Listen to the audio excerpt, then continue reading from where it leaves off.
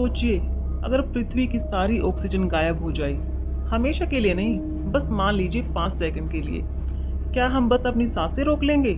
आसपास के माहौल का क्या होगा? एनवायरनमेंट का क्या होगा? एक गहरी सांस लें।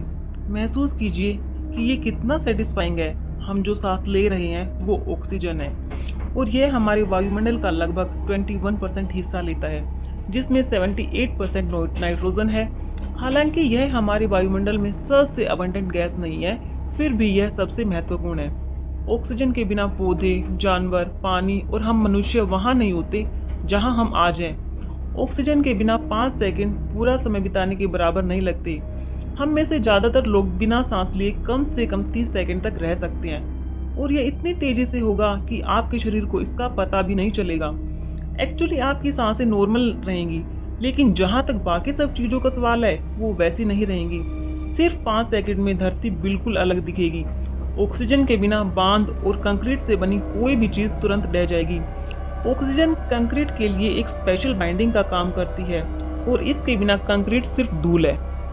बिल्डिंग्स की बात करें तो कोई भी अनट्रीटेड मेटल तुरंत एक साथ जुड़ जाएगा।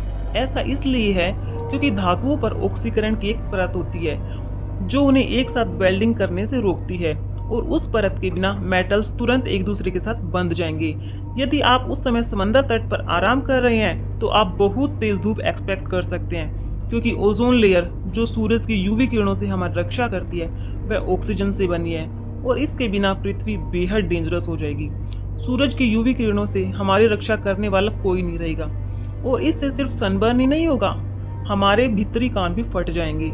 ऑक्सीजन खोने का मतलब है हमारे वायुदाब का 21% कम होना। हवा के दबाव में इतना बड़ा बदलाव समंदर तल पर होने या फिर तुरंत 2000 मीटर नीचे गिरने के बराबर है। हमारे कानों के पास अडेप्ट करने के लिए इनफ टाइम नहीं होगा।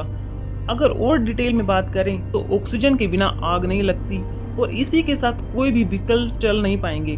ट्रांसपोर्ट का कोई भी साधन जो इलेक्ट्रिक नहीं है ऑटोमेटिकली फेल हो जाएगा। प्लेन आसमान से गिरेंगे और लाखों कारें अपने ट्रैक पर रुक जाएंगी।